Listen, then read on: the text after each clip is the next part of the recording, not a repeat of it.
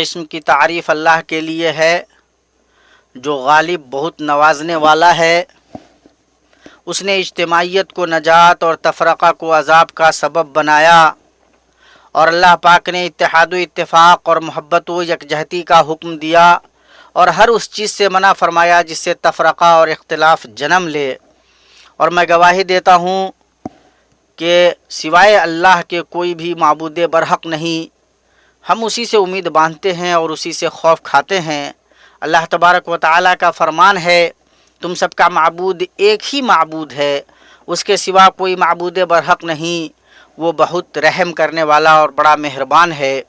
اور میں گواہی دیتا ہوں کہ محمد اللہ کے بندہ اور اس کے رسول ہیں۔ آپ نے باہمی تعاون اور اتفاق کا حکم دیا اور باہمی نفرت اور جھگڑے سے منع فرمایا۔ اللہ نے آپ صلی اللہ علیہ وسلم کے ذریعہ دلوں کو اکٹھا کر دیا، حالتیں درست کر دیں۔ اللہ نے آپ کو پیغام پہنچانے اور امانت ادا کرنے کا حکم دیا۔ اللہ تبارک و تعالیٰ کا فرمان ہے، آپ کہہ دیجئے کہ اے لوگو، میں تم سب کی طرف اس اللہ تعالیٰ کا بھیجا ہوا ہوں جس کی بادشاہی تمام آسمانوں اور زمین میں ہے، اس کے سوا کوئی عبادت کے لائق نہیں، وہی زندگی دیتا ہے اور وہی موت دیتا ہے۔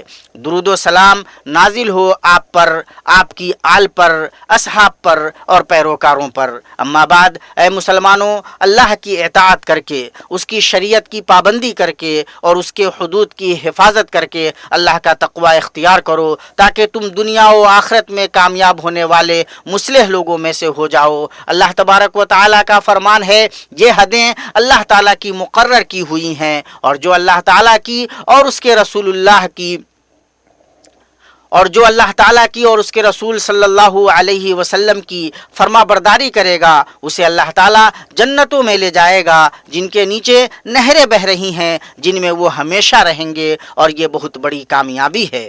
اللہ تعالیٰ کے حدود کی حفاظت میں سے یہ ہے کہ عبادتوں میں سے کچھ بھی اللہ کے سوا کسی اور کے لیے نہ پھیرا جائے۔ اللہ تبارک و تعالیٰ کا فرمان ہے، فرما روائی صرف اللہ تعالیٰ ہی کی ہے۔ اس کا فرمان ہے کہ تم سب سوائے اس کے کسی اور کی عبادت نہ کرو، یہی دین درست ہے، لیکن اکثر لوگ نہیں جانتے۔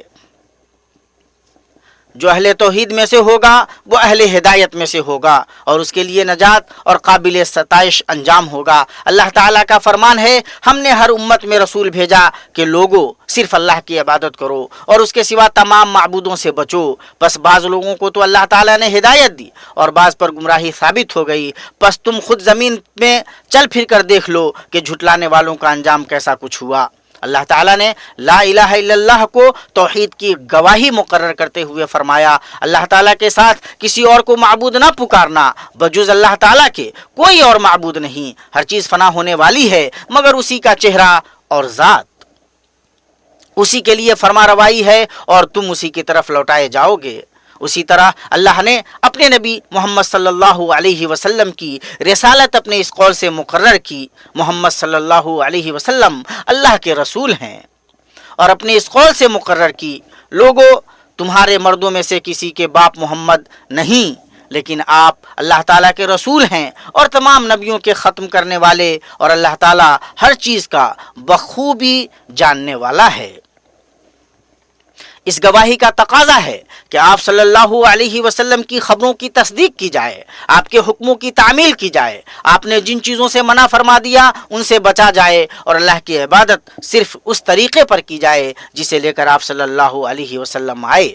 اور آپ صلی اللہ علیہ وسلم جو شریعت لے کر آئے ان میں دن اور رات میں 5 وقتوں کی نمازیں قائم کرنا ہے، زکوٰۃ دینی ہے، چنانچہ مالدار آدمی اپنے فقیر بھائیوں کے دلاسا اور مفاد عامہ میں حصہ داری نبھانے کے لیے اپنے مال کا تھوڑا حصہ دے گا۔ اللہ تبارک و تعالیٰ کا فرمان ہے، اور اللہ پاک نے جن چیزوں کا حکم دیا ہے ان میں ماہ رمضان کے روزے ہیں۔ اللہ تبارک و تعالیٰ کا فرمان ہے، تم میں سے جو شخص اس مہینہ کو پائے اسے روزہ رکھنا چاہیے۔ اور اللہ تبارک و تعالیٰ کے حرمت والے گھر کا حج ہے۔ اللہ تبارک و تعالیٰ کا فرمان ہے، اللہ تعالیٰ نے ان لوگوں پر جو اس کی طرف راہ پا سکتے ہوں اس گھر کا حج فرض کر دیا ہے۔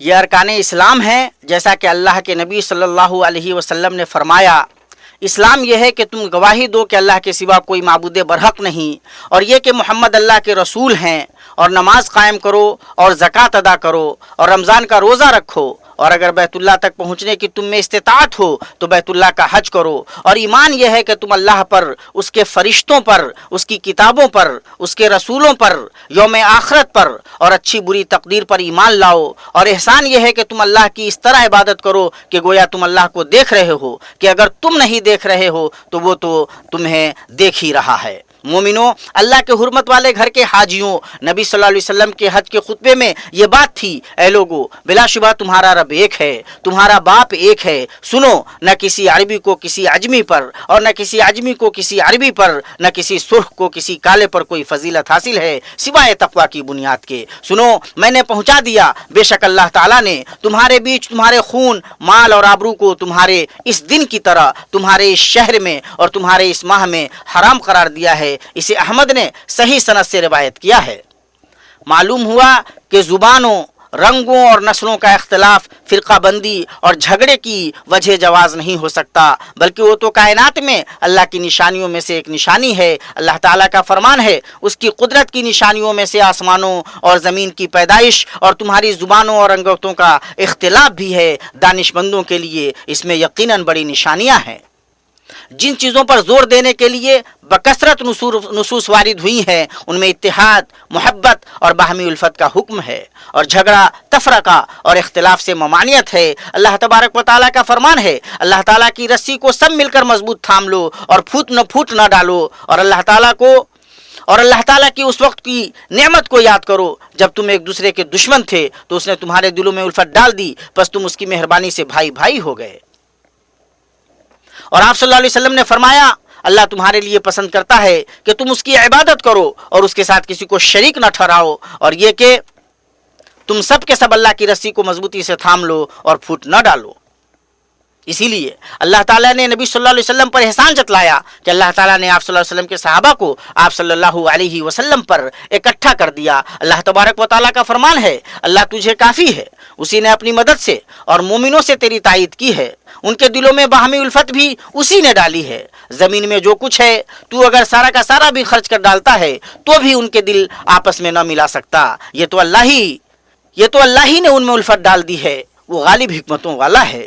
اور اللہ تعالیٰ نے تفرقہ سے منع کرتے ہوئے فرمایا، بے شک جن لوگوں نے اپنے دین کو جدا جدا کر دیا اور گروہ گروہ بن گئے، آپ کا ان سے کوئی تعلق نہیں، بس ان کا معاملہ اللہ تعالیٰ کے حوالے ہے، پھر ان کو ان کا کیا ہوا جتلا دیں گے۔ اور اللہ پاک نے فرمایا، تم ان لوگوں کی طرح نہ ہو جانا جنہوں نے اپنے پاس روشن دلیلیں آ جانے کے بعد بھی تفرقہ ڈالا اور اختلاف کیا، انہی لوگوں کے لیے بڑا عذاب ہے۔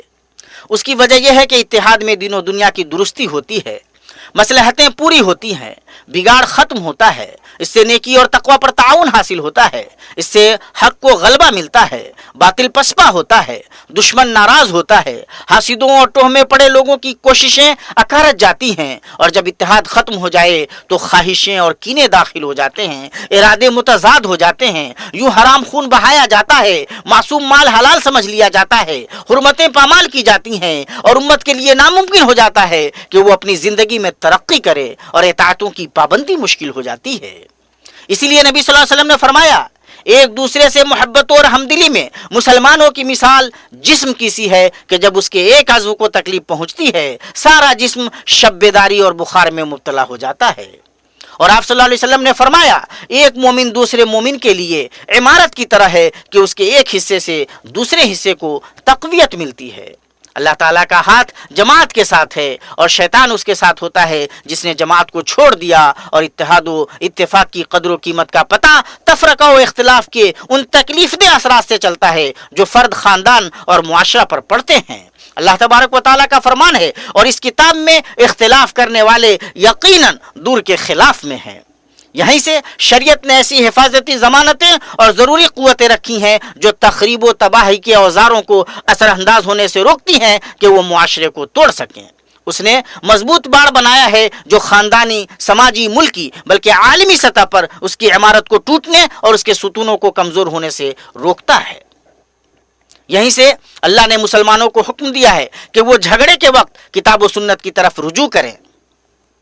اللہ تعالیٰ کا فرمان ہے پھر اگر کسی چیز میں اختلاف کرو تو اسے لوٹاؤ اللہ تعالیٰ کی طرف اور اس کے رسول کی طرف. اگر تمہیں اللہ تعالیٰ پر اور قیامت کے دن پر ایمان ہے یہ بہت بہتر ہے اور باعتبار انجام کے بہت اچھا ہے. اور اللہ نے فرمایا اور جس چیز میں تمہارا اختلاف ہو اس کا فیصلہ اللہ تعالیٰ ہی کی طرف ہے. یہی اللہ میرا رب ہے جس پر میں نے بھروسہ کر رکھا ہے اور جس کی طرف میں جھکتا ہوں. اور اللہ تبارک و تعالیٰ کا فرمان ہے اس کتاب کو ہم نے آپ پر اس لیے اتارا ہے کہ آپ ان کے لیے ہر اس چیز کو واضح کر دے جس میں وہ اختلاف کر رہے ہیں اور یہ ایمان والوں کے لیے رہنمائی اور رحمت ہے. اسی طرح اللہ نے اچھے اخلاق کو برتاؤ اور ایک دوسرے پر رحم کرنے کا حکم دیا ہے. اللہ تبارک و تعالیٰ کا فرمان ہے اللہ تعالیٰ کی رحمت کے باعث آپ ان پر نرم دل ہیں اور اگر آپ بد زبان اور سخت دل ہوتے تو یہ سب آپ کے پاس سے چھٹ جاتے. سو آپ ان سے درگزر کریں اور ان کے لیے استغفار کریں اور کام کا مشورہ ان سے کیا کریں اور انہیں رغبت دلائی کہ وہ صبر اور خطاؤں سے درگزر کرنے کے اخلاق کو اپنائیں. اللہ تبارک و تعالیٰ کا فرمان ہے اور اللہ کی اور اس کے رسول کی فرما برداری کرتے رہو آپس میں اختلاف نہ کرو ورنہ بزدل ہو جاؤ گے اور تمہاری ہوا اکھڑ جائے گی اور صبر و سہارا رکھو یقیناً اللہ تعالیٰ صبر کرنے والوں کے ساتھ ہے. اور اللہ تبارک و تعالیٰ کا فرمان ہے اور اپنے رب کی بخشش کی طرف اور اس جنت کی طرف دوڑو جس کا عرض آسمانوں اور زمین کے برابر ہے جو پرہیزگاروں کے لیے تیار کی گئی ہے. جو لوگ آسانی میں سختی کے موقع پر بھی اللہ کے راستے میں خرچ کرتے ہیں غصہ پینے والے اور لوگوں سے درگزر کرنے والے ہیں. اللہ تعالیٰ ان نیک کاروں سے محبت کرتا ہے. اتحاد کے حصول کے لیے شریعت نے سماجی خاندانی اور ایمانی رشتوں کو مضبوط کیا. اس نے صلہ رحمی کا حکم دیا زن و شو باپ بیٹے اور بیٹیوں کے حقوق واضح کیے. بقیہ تمام رشتہ داروں پڑوسیوں اور مسکینوں کے ساتھ احسان کرنے کا حکم دیا. اللہ تبارک و تعالیٰ کا فرمان ہے اور اللہ تعالیٰ کی عبادت کرو اور اس کے ساتھ کسی کو شریک نہ کرو اور ماں باپ کے ساتھ سلوک و احسان کرو اور رشتہ داروں سے اور یتیموں سے اور مسکینوں سے اور قرابت دار ہمسایہ سے اور اجنبی ہمسایہ سے اور پہلو کے ساتھی سے اور راہ کے مسافر سے اور ان سے جن کے مالک تمہارے ہاتھ ہیں غلام کنیز. یقیناً اللہ تعالیٰ تکبر کرنے والوں اور شیخی خوروں کو پسند نہیں فرماتا. اور حدیث میں ہے تم میں سے کوئی مومن نہیں ہو سکتا یہاں تک کہ وہ اپنے بھائی کے لیے وہی پسند کرے جو اپنے لیے پسند کرتا ہے. اور شریعت نے خیر پر تعاون کا حکم دیا.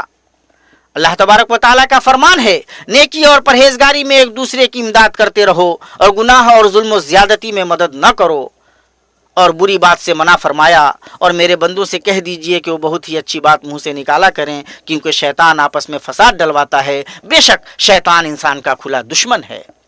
اور شریعت نے ان افواہوں اور سنسنی خیز خبروں کے پیچھے بھاگنے سے منع کیا ہے جن کا مقصد صفوں میں تفریق پیدا کرنا ہو. اللہ تبارک و تعالیٰ کا فرمان ہے اے مسلمانوں اگر تمہیں کوئی فاسق خبر دے تو تم اس کی اچھی طرح تحقیق کر لیا کرو. ایسا نہ ہو کہ نادانی میں کسی قوم کو ایذا پہنچا دو پھر اپنے کیے پر پشیمانی اٹھاؤ. یہیں سے مسلمانوں کو خبردار کیا جاتا ہے کہ وہ اتحاد کو توڑنے کے لیے اور سماج کے بعض لوگوں کو بعض کے خلاف بھڑکانے کے لیے مختلف وسائل اور اسالیب میں جاری معاندانہ پروپیگنڈوں سے بچیں. اللہ تعالیٰ نے متعدد عبادتوں کو ایسا مقرر کیا ہے کہ انہیں اجتماعی شکل میں ادا کرنا ہے جیسے آج آپ لوگوں کا سرزمین عرفات میں اکٹھا ہونا ہے اور جیسے جمعہ اور جماعت کی نماز میں اکٹھا ہونا ہے. اور جن چیزوں سے اتحاد حاصل ہوتا ہے اور جنہیں شریعت لے کر آئی ہے ان میں سماجی ہم آہنگی زکوٰۃ دینا وقف کرنا اور صدقہ نکالنا ہے. اللہ تبارک و تعالیٰ کا فرمان ہے اے ایمان والو جو ہم نے تمہیں دے رکھا ہے اس میں سے خرچ کرتے رہو اس سے پہلے کہ وہ دن آئے جس میں نہ تجارت ہے نہ دوستی اور نہ شفاعت اور کافر ہی ظالم ہیں. اسی لیے شریعت نے دو جھگڑنے والوں کو ایک دوسرے کی اخوت کی یاد دلائی ہے اور جھگڑے کے وقت صلح کی ترغیب دلائی ہے. اللہ تبارک و تعالیٰ کا فرمان ہے یاد رکھو سارے مسلمان بھائی بھائی ہیں بس اپنے دو بھائیوں میں ملاپ کرا دیا کرو. اللہ تعالیٰ سے ڈرتے رہو تاکہ تم پر رحم کیا جائے. امت کی ذمہ داری ہے کہ وہ اپنے فرزندوں کی اتحاد پر سنجیدہ تربیت کرے. اللہ تبارک و تعالیٰ کا فرمان ہے یہ تمہاری امت ہے جو حقیقت میں ایک ہی امت ہے اور میں تم سب کا پروردگار ہوں بس تم میری ہی عبادت کرو. اور اللہ تبارک و تعالیٰ نے فرمایا اور یہ کہ یہ دین میرا راستہ ہے جو مستقیم ہے، سو اس راہ پر چلو اور دوسری راہوں پر مت چلو کہ وہ راہیں تم کو اللہ کی راہ سے جدا کر دیں گی۔ اس کا تم کو اللہ تعالیٰ نے تاکیدی حکم دیا ہے تاکہ تم پرہیزگاری اختیار کرو۔ اسی طرح حکمرانوں کے لیے سم و طاعت بجا لانے پر تاکید آئی ہے تاکہ اتحاد کا مقصد پورا ہو۔ اللہ تبارک و تعالیٰ کا فرمان ہے، اے ایمان والو، فرما برداری کرو اللہ تعالیٰ کی اور فرما برداری کرو رسول اللہ کی اور تم میں سے اختیار والوں کی۔ اور صحیح میں ہے کہ نبی صلی اللہ علیہ وسلم نے فرمایا، مسلمان آدمی پر پسندیدہ و ناپسندیدہ حکم میں سمع و اطاعت واجب ہے جب تک کہ اسے کسی معصیت کا حکم نہ دیا جائے۔ اس میں جو چیزیں داخل ہیں ان میں لوگوں کے دلوں کو حکمرانوں پر متحد کرنا، ان کی اطاعت میں لوگوں کو رغبت دلانا، ملک اور لوگوں کے احوال کی اصلاح میں ان کے ساتھ کھڑا ہونا اور ان کے لیے دعا کرنا ہے۔ اور ہر چند کے تمام جگہوں پر اتحاد کا حکم دیا گیا ہے اور تفرقہ سے منع کیا گیا ہے، لیکن موسم حج اور مقامات شعائر میں یہ اور ضروری ہے۔ حاجی کو چاہیے کہ وہ ہر اس چیز یا کام سے بچے جو اسے اس کے مناسک کی ادائیگی سے پھیرے۔ اسے چاہیے کہ وہ سب کچھ چھوڑ کر اپنے رب کی عبادت میں لگا رہے اور ہر اس چیز سے بچے جو اس کے بھائی اللہ کے مہمانوں کے سکون و اطمینان پر اثر انداز ہونے والی ہو۔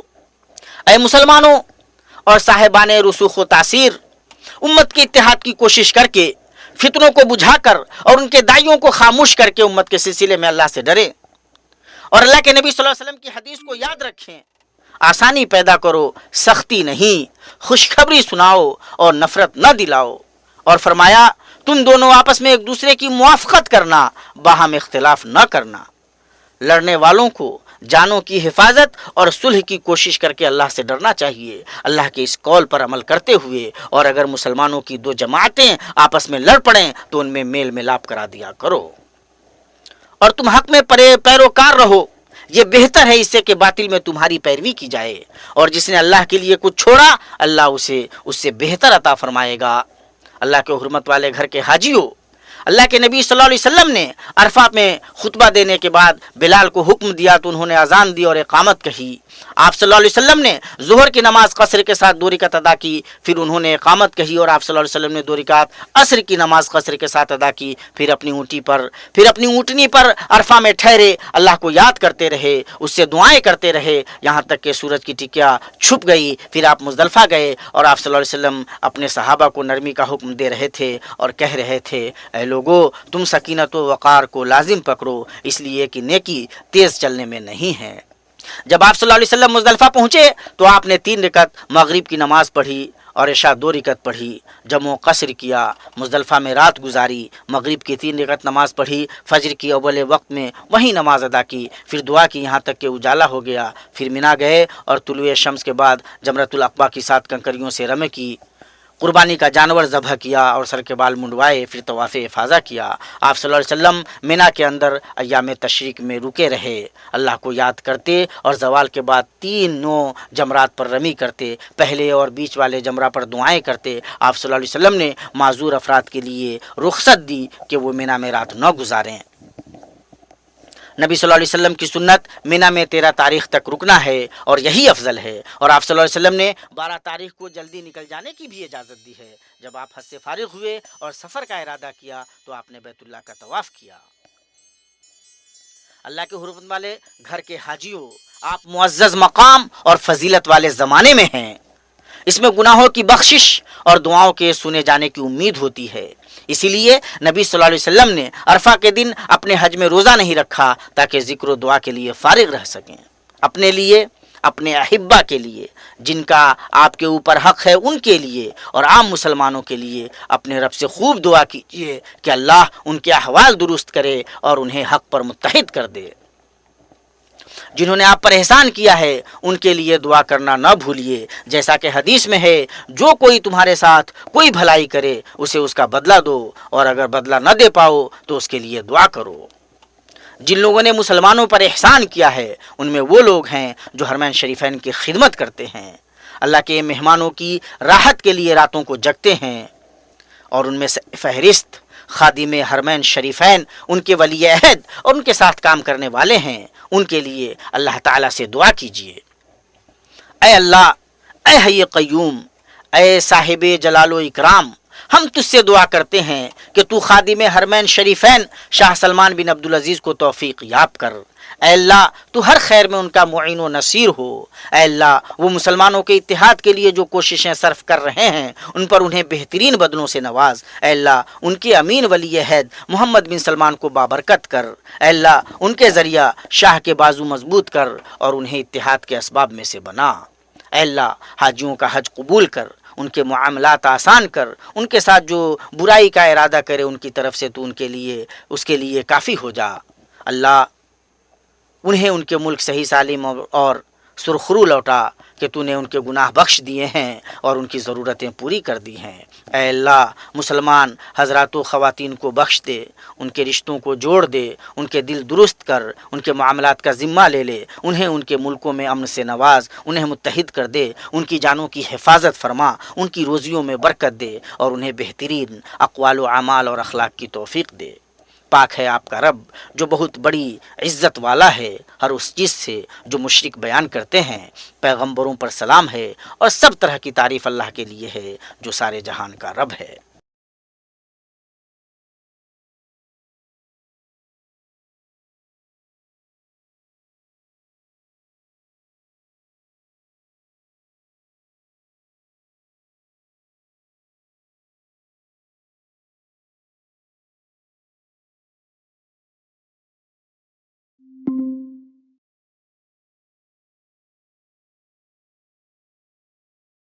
Okay, I found this on the web for stop screen recording. Check it out.